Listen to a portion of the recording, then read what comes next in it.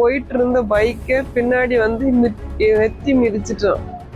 எத்தி மிதிச்சு தேவையில்லாம இதெல்லாம் என்னைய பண்ணி அதுல இருந்து வயிற்றுல ஒரு வயிற்றுல எத்தினோன்னா நான் கீழே விழுந்துட்டேன்.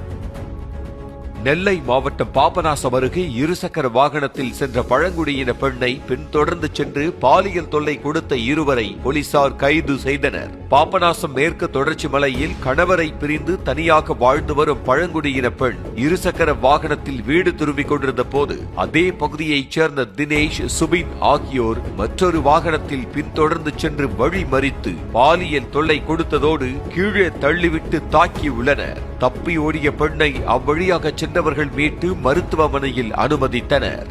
போயிட்டு இருந்த பைக்கை பின்னாடி வந்து எத்தி மிதிச்சிட்டோம்.